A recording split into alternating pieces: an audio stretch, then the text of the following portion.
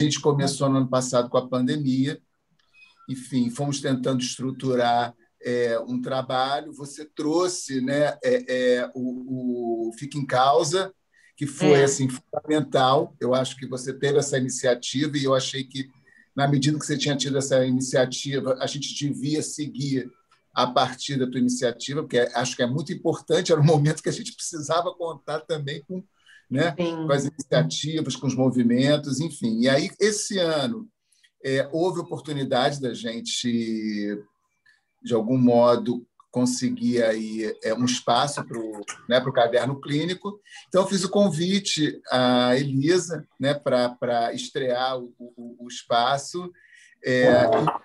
Em junho, a gente vai ter a Helena, porque eu também já tinha feito convite à Helena há muito tempo atrás. Em agosto, a gente também já tem a Renata Dias, ou seja, a gente já está conseguindo aí fazer um agendamento. Helena, não sei se ela já tem o tema do mês de junho, não sei se ela já tem esse tema, mas, enfim, de qualquer maneira, a gente vai divulgar a tempo. Então, eu acho que já tem o tema, Helena? É sonho. Sonho, maravilha. Mas maravilha. Na clínica, né? Na clínica, isso, ótimo, maravilha. Então, eu vou passar a palavra para a Anelisa, né, que está estreando hoje o nosso caderno clínico com um filme chamado Tio Frank. Elisa, é contigo. E boa tarde para todos, bem-vindos. Boa tarde a todos. Para mim, assim, uma alegria, né, tá estreando, abrindo o Caderno Clínico, um projeto de 1 ano e alguns meses, não é? E fico assim muito honrada de poder estar aqui nesse primeiro encontro. Então, mais uma vez, super obrigada, Abílio. Vamos lá.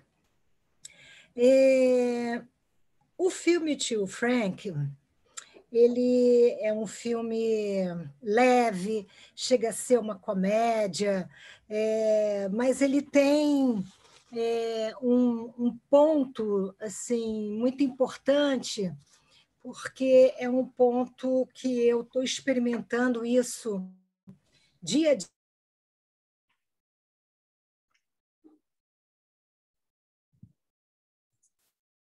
Travou.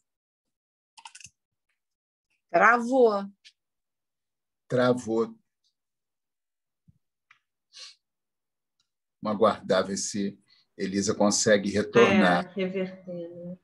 Uhum. Elisa, se você estiver ainda ouvindo, pode tentar desligar o seu Wi-Fi e ficar só na rede de dados. Pode ser o Wi-Fi que esteja com problema. Ela sumiu até a câmera dela.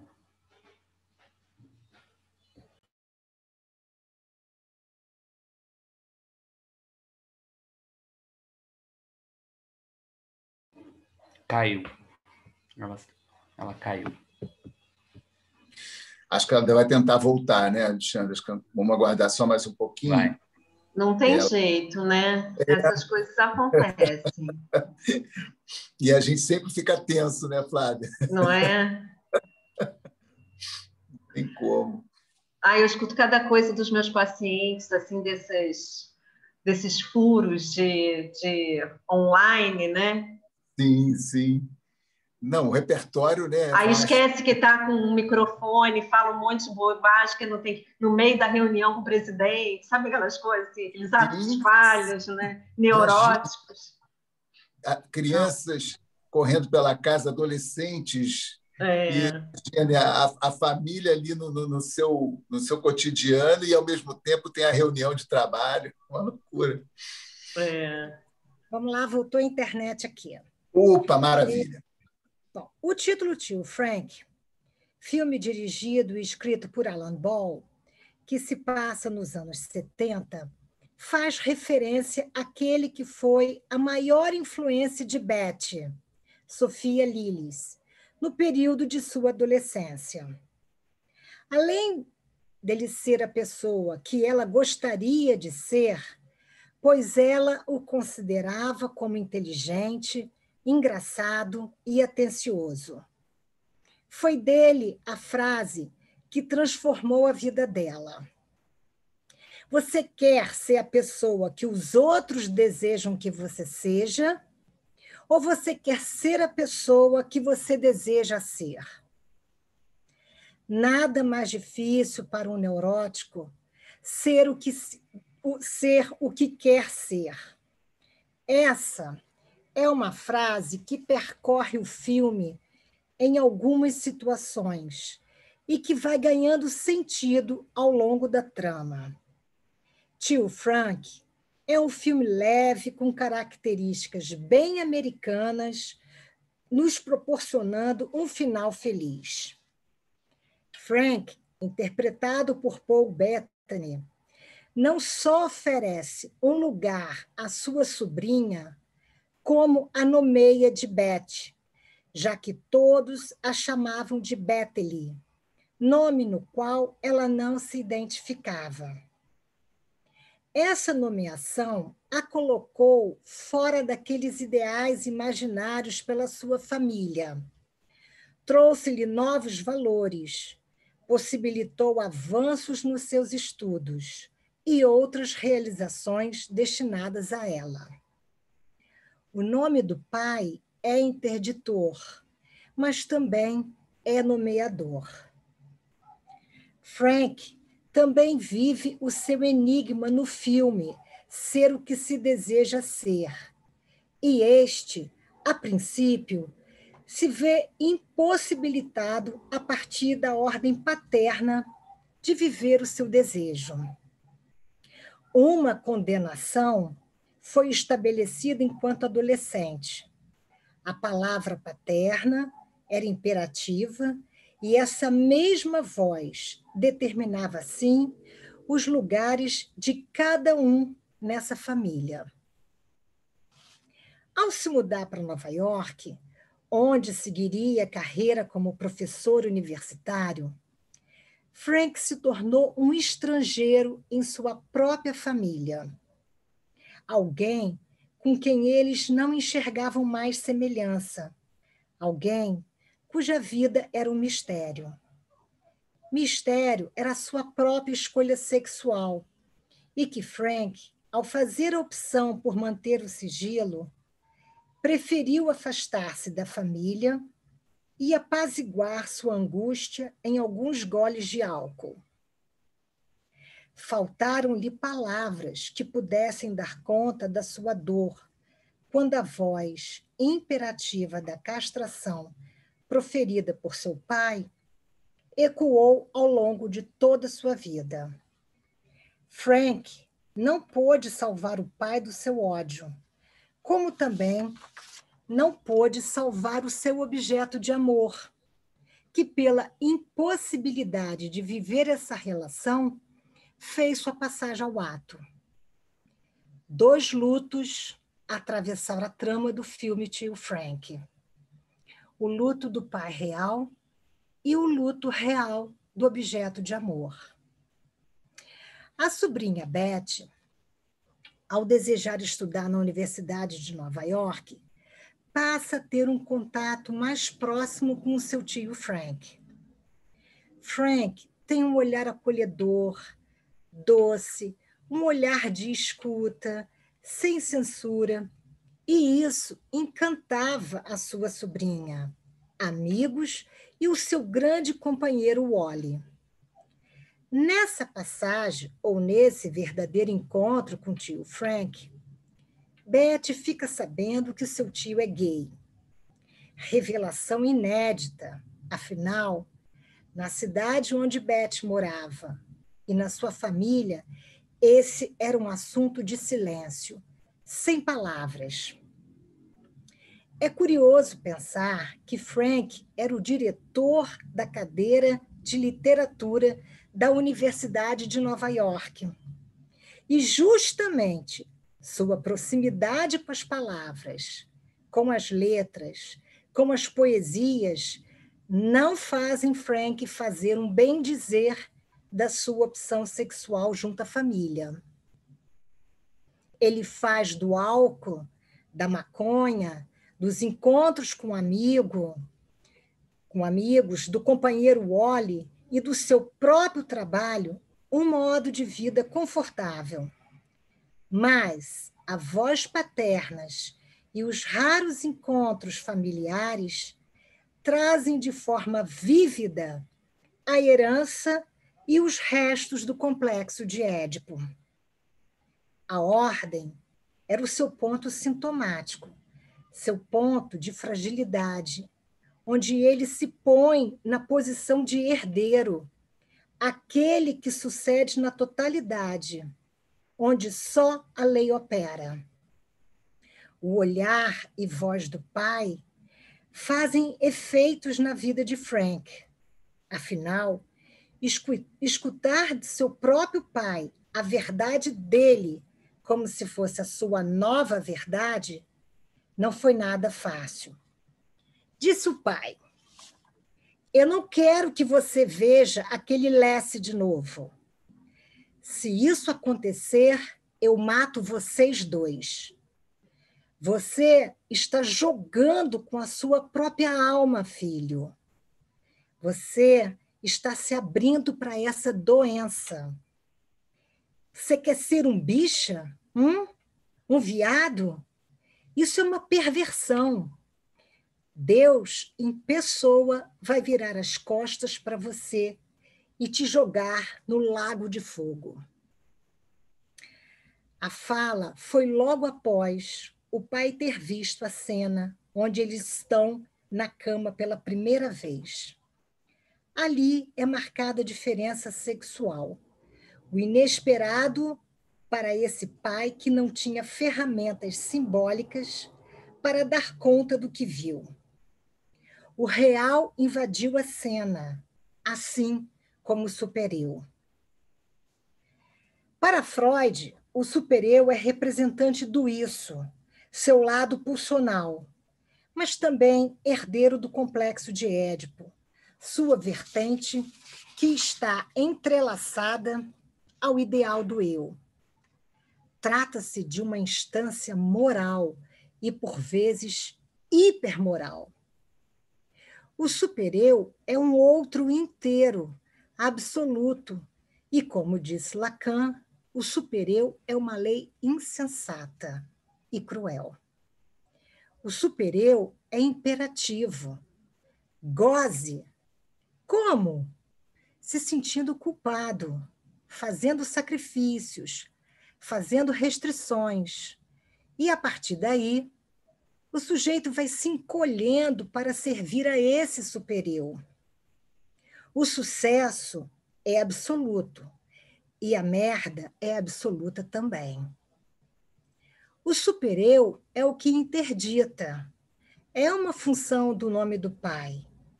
Mas devemos também pensar que o supereu é o que resta do pai, é o que não é simbolizado. O pai tem uma função simbólica de interdição e nomeação, que terá para cada um suas consequências. Foi a partir do telefonema anunciando a morte de seu pai que Frank pôde revisitar sua paixão, seu luto, sua culpa e fazer o rito de passagem. Momentos duros e muito angustiantes. Wally foi mais que um companheiro, suportou em silêncio essa travessia do luto e da culpa.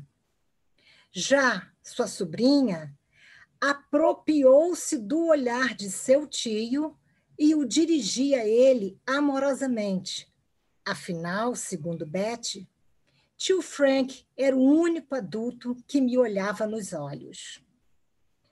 Morre o efeito da voz paterna com a morte de seu pai. Frank se desculpa pela passagem ao ato de Lassie e, num só depois, faz renascer seu lugar nessa família. Tio Frank é um filme que toca nos pontos cruciais de uma análise. Luto, relação paterna, a escolha sexual, a impossibilidade amorosa. E essas foram as razões que escolhi este filme para abrir o caderno clínico. gostaria de deixar aqui um tema para a nossa discussão.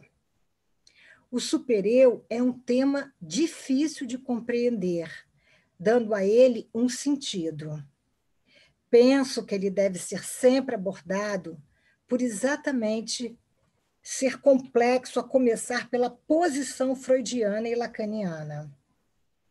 No Freud, podemos ler o supereu como um proibidor da satisfação pulsional, uma instância que apenas impõe limites ao gozo.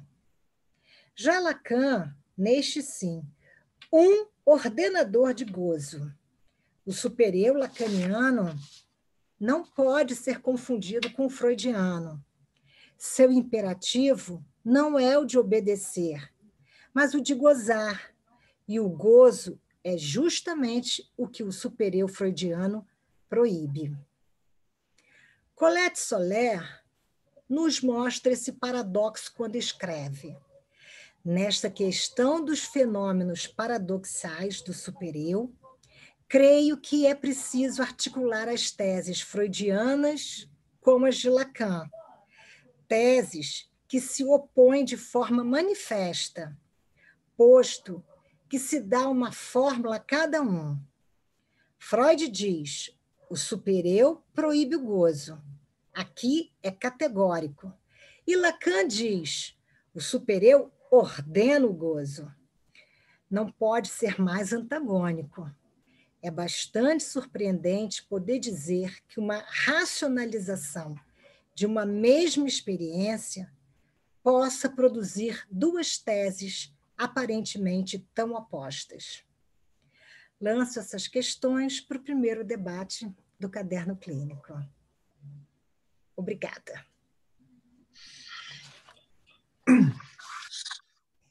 Então, Elisa, eu achei muito interessante esse recorte que você faz da questão do supereu, você traz esse aparente antagonismo entre Freud e Lacan, no que diz respeito, então, a essa posição frente ao supereu, essa perspectiva sobre o supereu, né?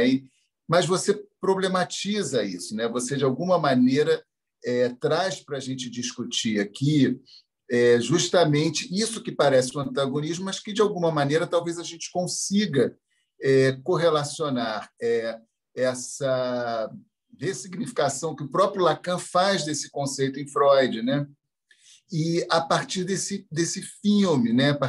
O filme ele permitiu a você poder recortar essa questão. Como você pode também articular isso a clínica, o que você tem podido recolher, né? Na clínica a respeito dessa questão do supereu? Uma primeira questão só para a gente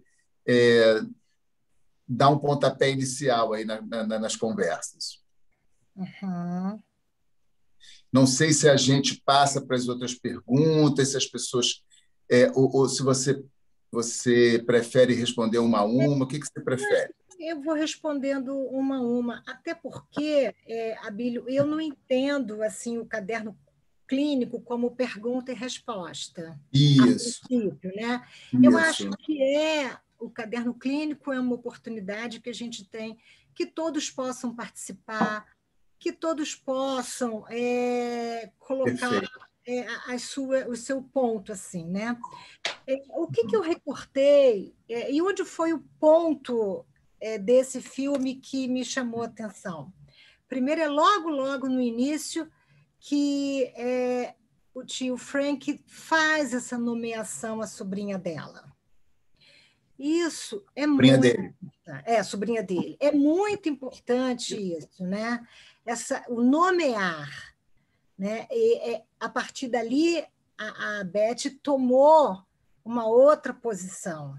Né? Ela consegue se afastar ali da família, ela se lança para o mundo com novos sonhos, com novas perspectivas. Então, acho isso assim, muito interessante, porque a gente vê isso na clínica também, né? Quando o sujeito começa a se apropriar do seu desejo. Né? E onde ele começa a romper isso, né? Com os ideais da família, com aquilo que antes de mais nada, já estava traçado ao sujeito, né? Já estava falado do sujeito. E a outra coisa que eu achei importante no filme foi essa fala desse pai ao Frank, né? O que você está fazendo com a sua vida? Isso é uma doença, né? Então, é assim, o Frank foi tomado pelo supereu desse pai e que, a princípio, ele não pôde fazer outra coisa que não repetir esse discurso, né? E a gente vê isso, né? Na clínica, o sujeito repetindo quase que uma fala familiar, né? Eu escutei do meu pai isso. Minha mãe dizia que era para ser assim, que era para ser assado, mas isso não me satisfaz, eu estou insatisfeito com isso. Na verdade, eu não gostaria de ter feito direito, o que eu gostaria de ter feito era isso, mas isso, né, a gente escuta isso no dia a dia. Então, o Frank abre mão desse desejo e se sacrifica em nome dessa fala, desse discurso, desse supereu mais que severo desse pai, né? Mas ele se afasta dessa família, né? Ele se muda, se torna titular da cadeira de literatura da universidade, mas isso permanece, porque dá a entender no filme de que ele faz uso do álcool durante um bom tempo para suportar essa interdição, né? O supereu faz isso, ele interdita e ele pede ao sujeito esse sacrifício, sacrifique, goze. E quanto mais você cede, né, mais o sujeito se sacrifica, porque o que está em jogo é a possibilidade de perder o amor do outro, né? Então, esses foram os dois recortes, porque depois o filme é um filme leve, enfim, que isso nada assim de tão significante, né? Mas achei importante trazer isso, né? Perceber ali a divisão do sujeito no sentido de que o sujeito é um sujeito dividido, mas ele se volta contra si. Sim.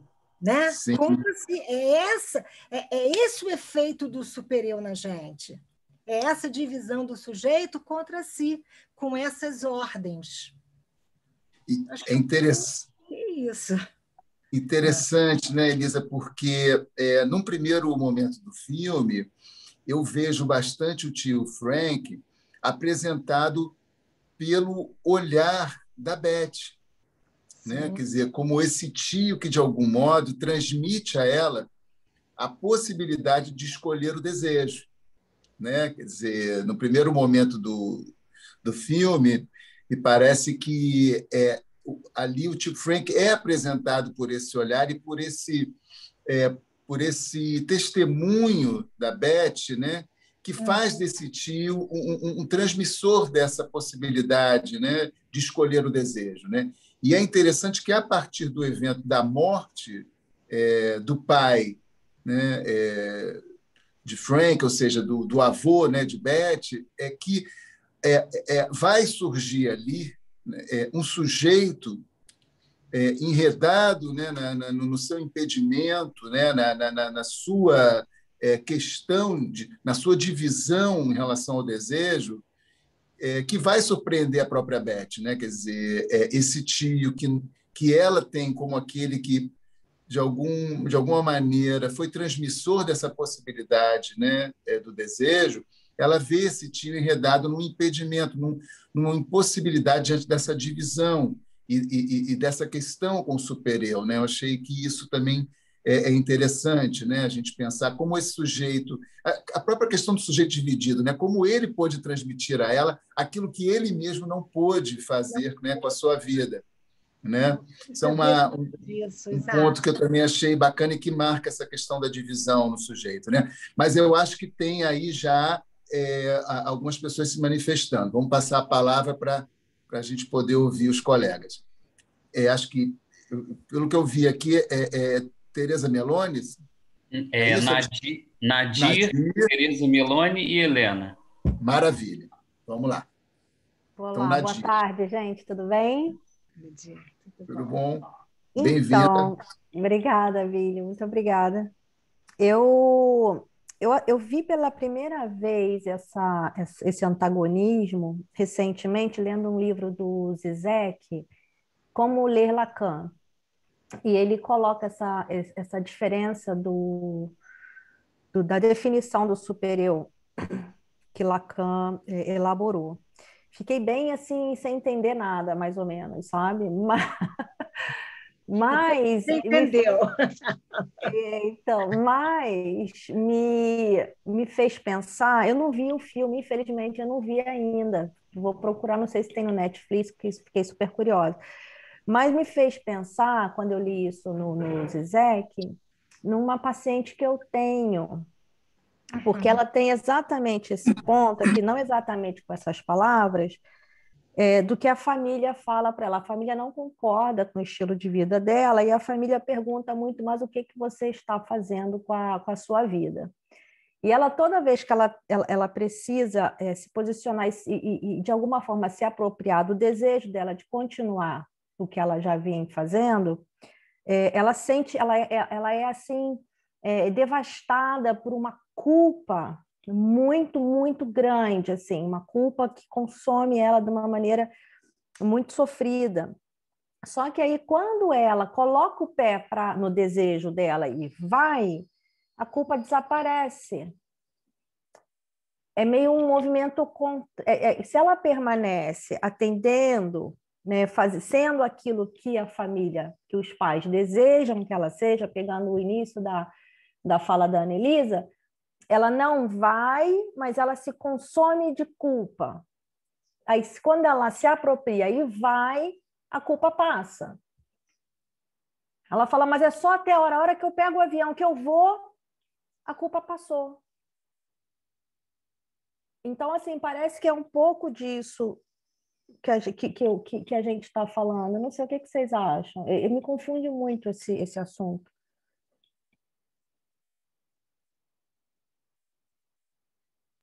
Eu acho que, bom, meu ponto de vista, eu acho que quando ela pega o avião e que ela vai, ela está se aproximando daquilo que ela deseja, daquilo que é possível para ela poder fazer. Sim, né? Mas aí a culpa passa. Sim, ela não carrega quando ela vai, eu acho que ela não carrega os pais. Ela carrega desejo. Será que tem a ver com essa coisa do gozo? Eu vou me meter um pouquinho aí. Eu sou a próxima, mas eu estou antecipando. A minha leitura é do que o Lacan diz, a grande responsabilidade, a grande culpa do sujeito é ceder ao seu desejo. Isso mesmo, Tereza. Daí que eu acho que vem essa culpa. Quando ela exerce o desejo, que a culpa é de ter cedido ao desejo. Sim, e não de ter desobedecido aos pais, não é por aí. Ela acha que a culpa é com relação a pensar nessa coisa de não atender o desejo dos pais. Deixa ela pensar. Mas não é, porque é isso que você falou, e isso tem tudo a ver com essa coisa... Culpa é ceder ao seu desejo. Isso. Muito bom. Muito obrigada, gente. Bom, então agora é a minha vez, né? Annelisa, logo primeiro, não consegui ver o filme, não tive tempo, não consegui. Mas logo que você falou, né, dessa distinção que você diz aparentemente, eu achei bom você marcar isso, entre o superego freudiano e o lacaniano, e você usou o significante para Lacan, o superego ordena o gozo. Você falou algumas vezes isso, e todas as vezes eu ouvi, só na última vez é que eu ouvi diferente. Ordenar no sentido de colocar uma ordem, e não de mandar, entendeu? Não é ordenar no sentido de dar ordem, mas ordenar no sentido de regular o gozo. E aí eu fiquei pensando se isso, de alguma maneira, não é antagônico ao superego do Freud, na medida em que ordenar o gozo é ordenar o gozo sob a lei fálica, ou seja, sobre a fala, né? No discurso. Né? Fiquei pensando isso. Agora, você conta depois um pouco mais do filme, uma pena não ter visto, não tive tempo, quando você diz do superego paterno, né? Que ele fica submetido ao superego paterno.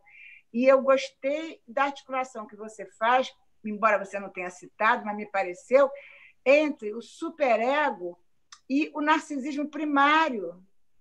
Entendeu? Porque eu acho que, do ponto de vista do pai, né, que diz o que você está fazendo da sua vida, é do narcisismo primário, né, desse sujeito, que, de alguma maneira, se articula com uma exigência superegóica, né?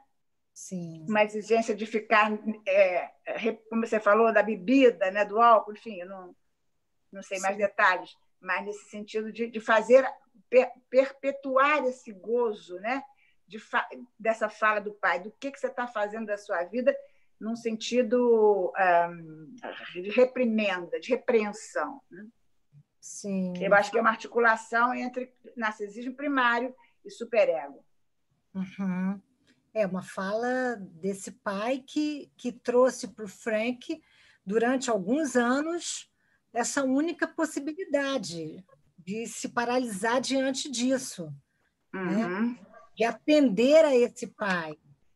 E a forma que ele fez, isso não fica explícito porque não aparece, mas o companheiro dele, no dia do sepultamento, o companheiro dele diz para ele, percebe que ele está com cheiro de álcool e começa a levantar o colchão do hotel e encontra as pequenas garrafas de uísque, né? Então, ele diz assim para o Frank, você vai voltar a fazer o que você fazia? Quer dizer, essa parte, né, do uso do álcool abusivo, isso não aparece no filme, mas fica claro que foi a maneira que ele conseguiu tamponar essa angústia de não poder cumprir com o desejo.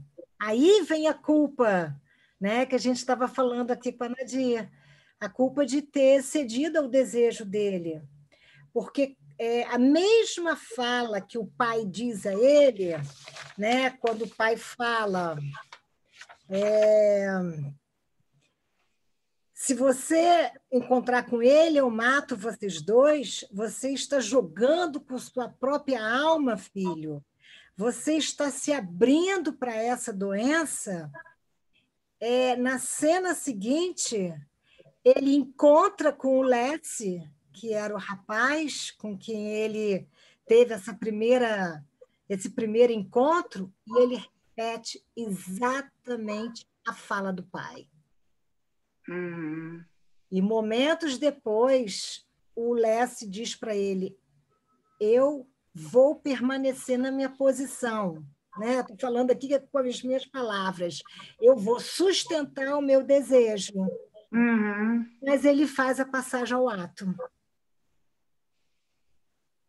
Ele faz essa passagem ao ato por não viver esse amor com o Frank. Ou talvez ter imaginado que isso não seria possível, viver essa relação amorosa naquela cidade onde esse assunto não se podia falar absolutamente nada, né? Sim. É interessante, né, Elisa, porque ele que diz que vai sustentar a posição dele, ele passa ao ato. E o Frank acaba por se sustentar justamente, né, na posição, a partir dessa posição consistida, superegóica do pai. Né? Ele se sustenta por esse mandamento, esse mandamento paterno. Né? Quer dizer, ele vai se sustentar nisso. Ele, de algum modo, não escolhe o desejo, e ele escolhe justamente se sustentar ali nessa severidade, né, dessa lei paterna, que diz a ele que ele não pode desejar dessa forma, né?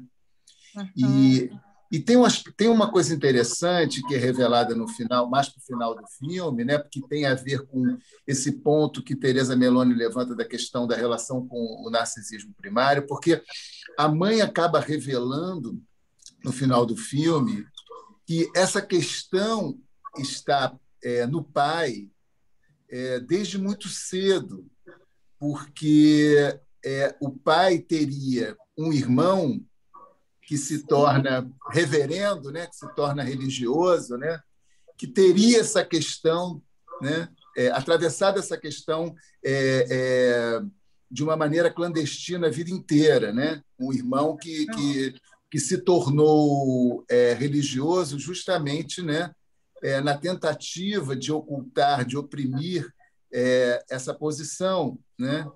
Então, é interessante a gente ver como que o próprio Frank vem aí já, né, num certo lugar no olhar desse pai, né?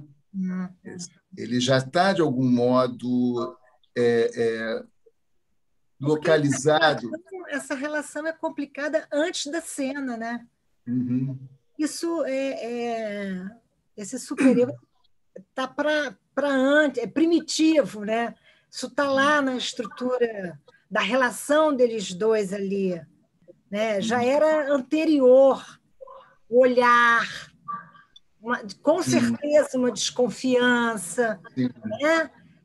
Então, isso só foi falado, desembocou na cena, onde ele vê.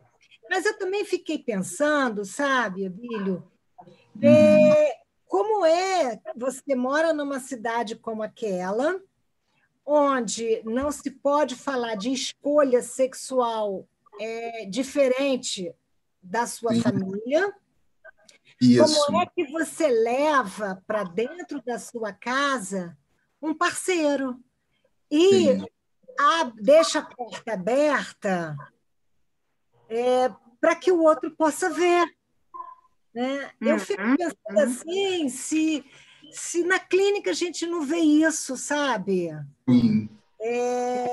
O que a gente permite, né? Se permite, e depois a gente escuta. Mas eu não sabia que podia acontecer isso. Eu não imaginava que isso iria acontecer. Né? Enfim, quando ele deixa aquela porta aberta do quarto dele e ele vai para a cama com o rapaz, eu acredito que há ali um desejo. Não é uma passagem ao ato também? Depois que a Helena falar, gente, pelo amor de Deus, volta a falar dessa passagem ao ato. Tá. Vamos lá, Helena, então. Helena, não estou te escutando. Helena, não estou te escutando.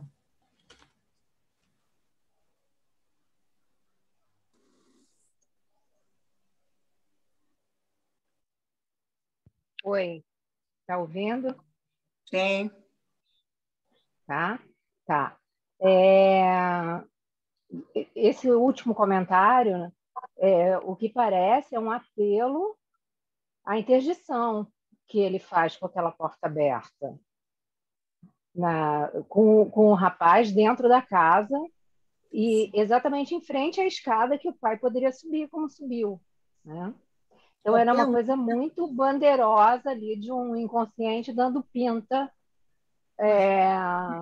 para fazer um apelo, me interdita aqui, né, nisso. E uma das coisas que eu ia falar era exatamente dessa passagem que ele sai correndo e vai lá e repete exatamente aquilo que o pai disse para o outro rapaz. Que isso, para mim, foi o mais importante para a passagem ao ato do outro rapaz. É que ele, naquele momento, ele pôde suportar o que ele ouviu, exatamente porque ele saiu e tomou para ele a interdição e foi lá e interditou o outro não, queria sustentar. E vendo essa impossibilidade, outra coisa, era mais do que dizer, você está indo por esse caminho. Era um pecado e ele ia ser riscado do caderno de Deus, mais ou menos isso, né? Não lembro as palavras. Deus vai te jogar no lago do fogo. Então, vai para o inferno. Vai para o inferno. E outra coisa que eu não sei se eu perdi, se eu comi mosca, mas eu não ouvi você falando em algo que eu achei muito importante, que foi aquela fala da Beth depois do enterro do pai, quando ela diz para ele, mas não foi você que me disse que eu podia ser o que eu quisesse?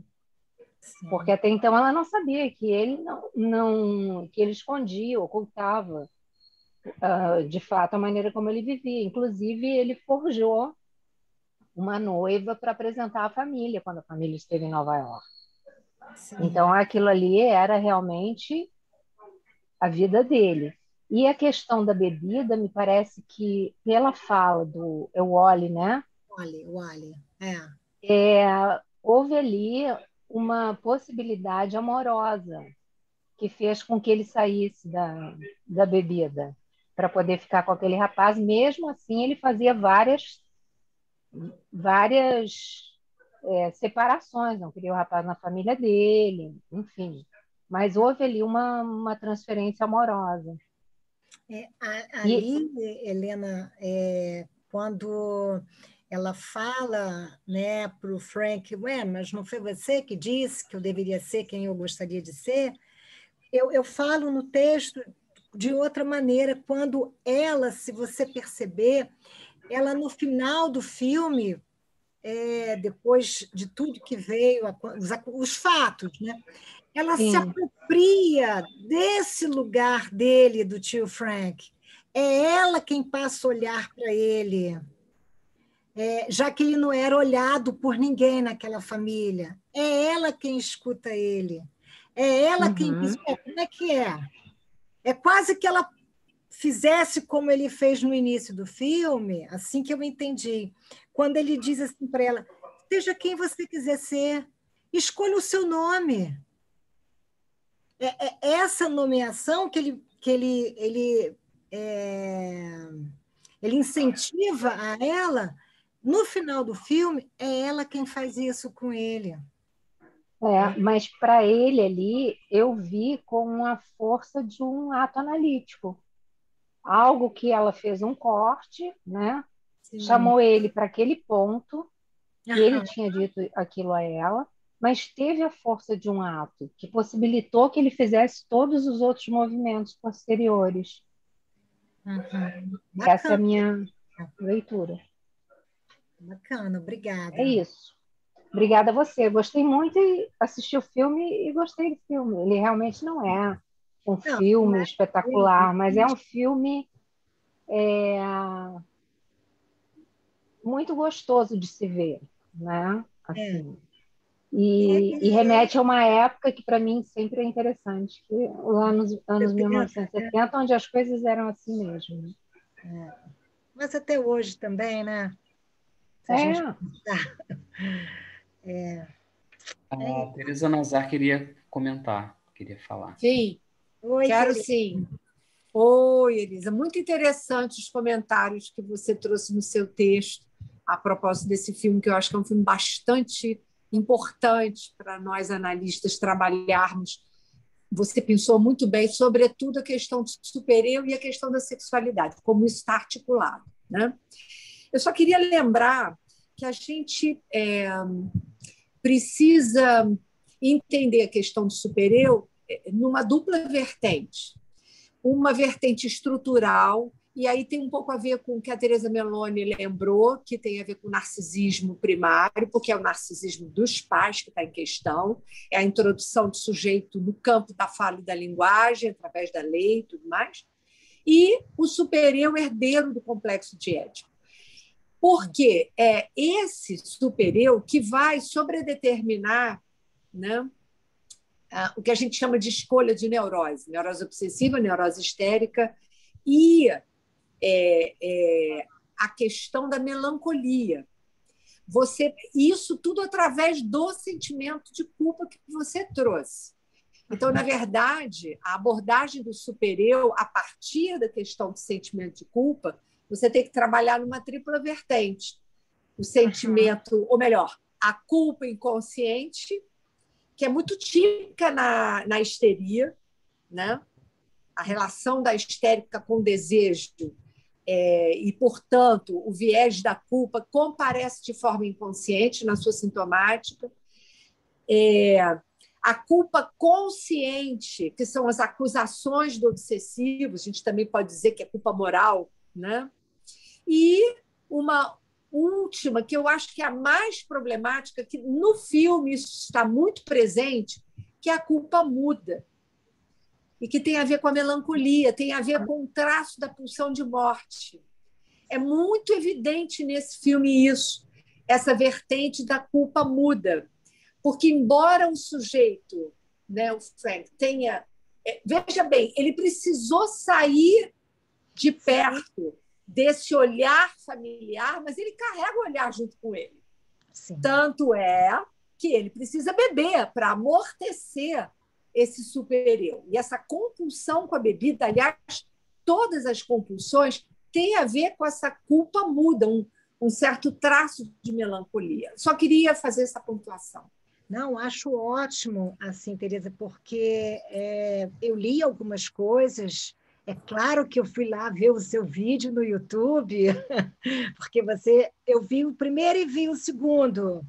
É claro que é isso mesmo. E os melancólicos têm uma tendência maior, né, a ceder ao seu desejo pela força. Mas você pode até não ser melancólico estruturalmente falando, mas você pode ter um traço de melancolia que tem a ver com aquilo que você falou e que é pertinente no filme, que é o não ser olhado. O não ser olhado você pode interpretar de várias maneiras, né?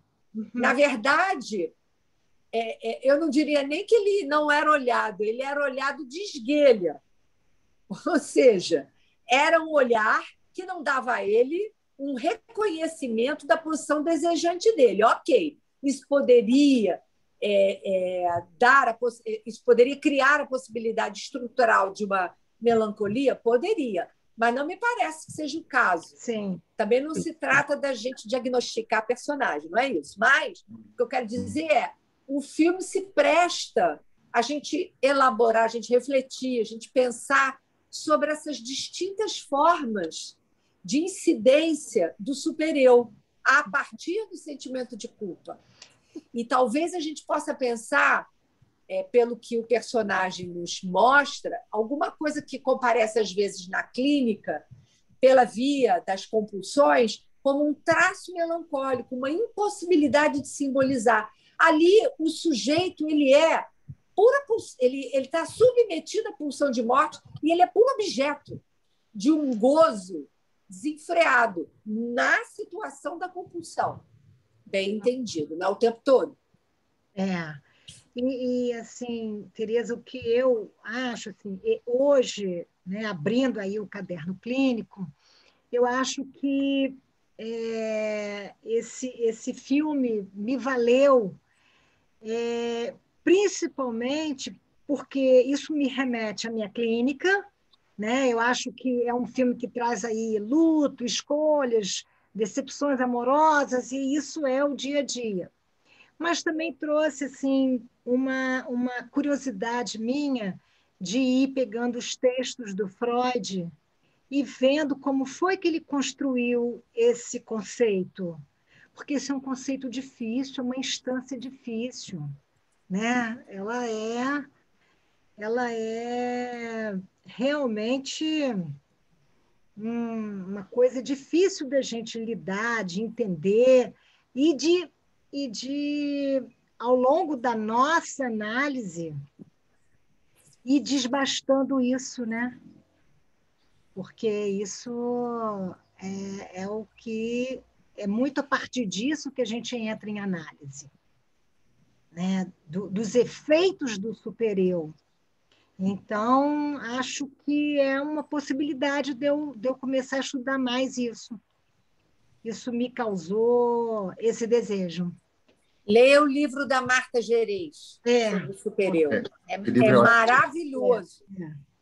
Muito bom. Mas como é o nome do livro? Desculpa, Tereza. É Marta Gerês, com Z no final? Marta Gerês. Ela é argentina. Super-eu, né? Vozes do super-eu. Vozes do super-eu, e tem um outro também. Tem um outro, que eu não lembro agora o nome. São dois. Entre dívidas e culpas? Entre dívidas e culpas. Perfeito. Exatamente. Perfeito. São dois livros muito bons. Tem que retomar o ego e o id, tem que retomar o mal-estar da civilização, né? São textos que a gente tem que reler e começar a trabalhar em cima dele. Sabe um texto que a gente lê pouco e que é importantíssimo para trabalhar a questão do super-eu? Moisés e o monoteísmo. Sim. A gente pouco faz referência a esse texto. É verdade. A própria Marta é um texto já mais para o final. A própria Marta se apropria bastante desse texto, né? Mas assim, é interessante que o filme ele nos oferece assim, elementos, né? Situações que a gente pode, de algum modo, contrapor ou remeter, né? ao que a gente escuta na clínica, né? Diz isso que acho que é o grande barato, né? Não é a gente obviamente fazer ali um diagnóstico do personagem, ou enfim, uma clínica enfim, do filme, mas é a gente poder pensar a partir dos elementos que o filme nos oferece, né? E assim, para além do momento em que esse filme se passa ali, né, pós-guerra, início dos anos 50, uma cidade do interior. Não, o filme se passa nos anos 70, mas ele se remete à infância do Frank. Sim, aí sim. Né? Tem uma cena que é 1948, até porque aparece assim, no 1948 tem. Então, assim, a infância não, a juventude do Frank se dá em torno dos anos 50, né? Na cidade do interior, no pós-guerra. Mas tem uma coisa muito interessante, tem um elemento muito interessante, que ali quando se descortina a cena dele com outro menino, né? Assim, o fato dessa cena se dar até com essa porta aberta, né? Eu fiquei também pensando sobre esse encontro do adolescente, ali, do jovem com o sexual, né? Aquilo que, de algum modo, se precipita, aquilo que, de algum modo, o ultrapassa, né? Porque me parece também que não só tem ali a questão de um discurso sobre a questão da conduta, do comportamento, né? Enfim, ali, né, de certo modo, ligado a esse tempo e tal, mas tem também esse ponto, quer dizer, se retrata ali um momento em que se dá esse encontro com o sexual, em que isso se precipita, né? Assim, e justamente nesse momento em que algo desse encontro com o real, o sexual, né, disso que de algum modo ultrapassa o Frank, né? Ele imediatamente se encontra, né, com a vociferação do pai. Né? Então, fico pensando como também essa vociferação do pai... Mas a porta aberta é uma convocatória ao olhar que faltou. E faltou, perfeito. Mas é interessante, né, Tereza, porque tem justamente essa ambiguidade, essa divisão aí, né? Assim, esse dar a ver, né, ao pai, talvez na tentativa, né, justamente de ali poder confirmar o olhar paterno, né? Isso. Então, são elementos que o filme traz que a gente pode desdobrar. É quase que um desafio. Sim. É quase que um desafio em relação à questão amorosa. Porque tudo que um filho quer, né? Tudo que um filho quer, não estou falando deseja, tudo que um filho quer é o reconhecimento do seu desejo, a partir do reconhecimento da sua posição subjetiva. E isso é exatamente aquilo que a gente escuta, pelo menos eu escuto muito no consultório, como uma queixa dirigida aos pais. O não reconhecimento da posição de diferença, não só em relação à questão da homossexualidade, em relação a qualquer sexualidade. A dificuldade, muitas vezes, de uma mãe aceitar que a sua filha se tornou uma mulher completamente diferente da mulher que ela se tornou. Né?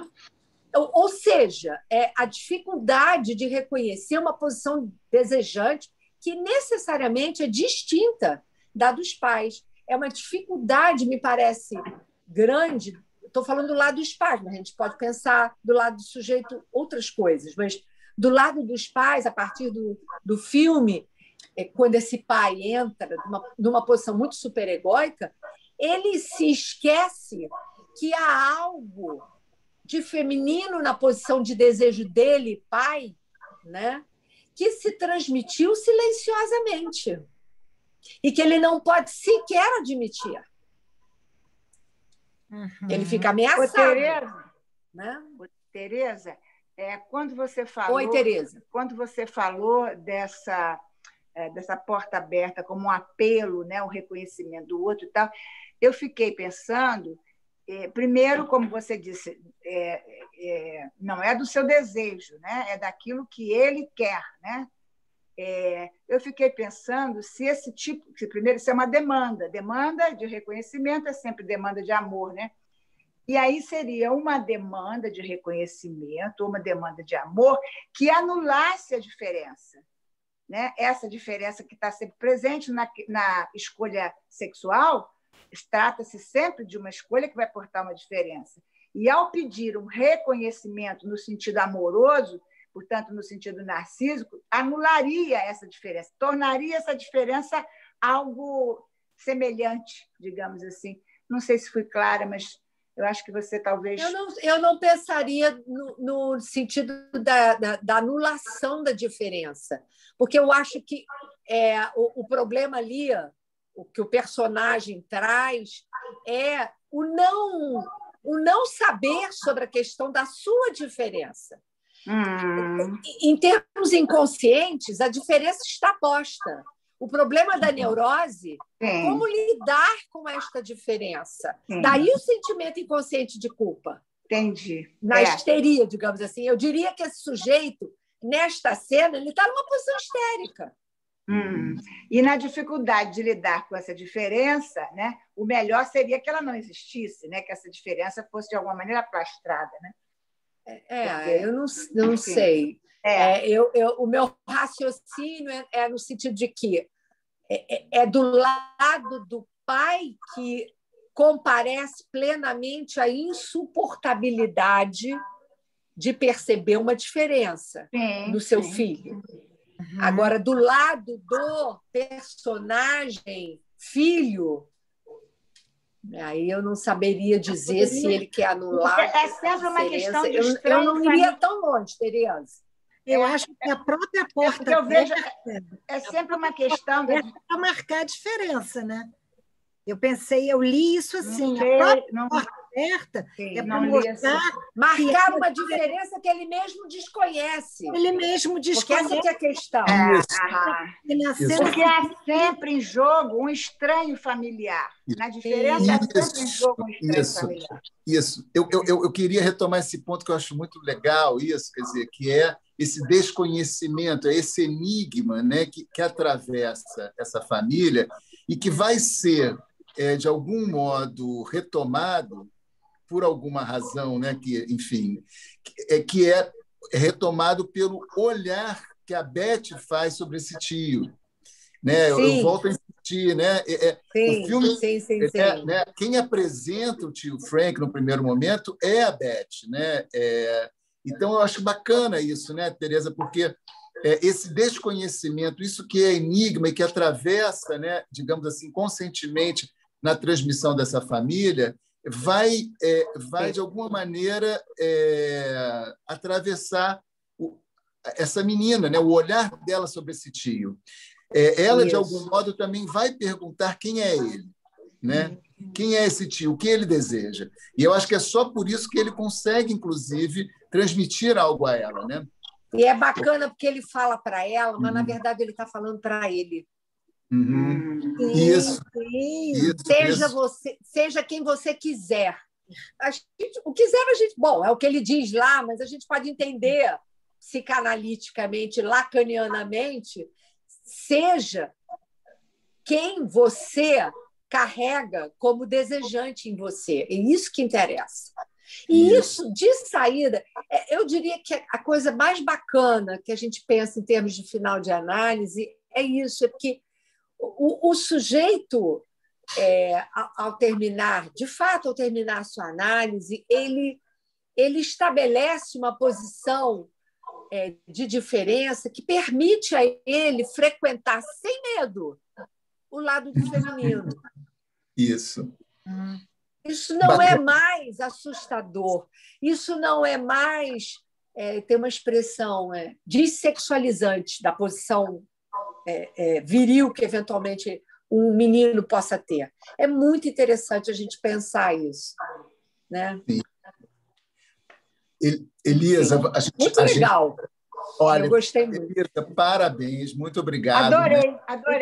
Obrigada. Né, pela discussão, pelo texto, pela tua proposta de trazer nessa discussão. Agradeço a todos. E, enfim, então, em junho, a gente tem a Helena trabalhando a questão clínica e articulação com o tema dos sonhos. Tá bom? Foi uma Fiquei ultra comprometida agora, Elisa. Foi ótimo ver como a gente discutiu um monte. Foi muito bom. Foi muito bom. Foi uma abertura com chave de ouro. Parabéns a todos que trabalharam nesse projeto. Ótima ideia. Para mim foi um desafio. Foi muito bom. Então, a gente tem daqui a pouquinho, né, a atividade com a Ana Luísa, né? Mas essa é uma atividade fechada. E participantes. E voltamos às 19h30 com o seminário de Tereza Nazar. Tá bom? Tereza Nazar, essa semana tem uma maratona. Vou dar aula hoje. Geralmente Tereza Nazar tem uma maratona. Acontece. Carambola. Boa noite, Elisa. Muito obrigado. Obrigada a todos. Muito legal. Beijo. Tchau.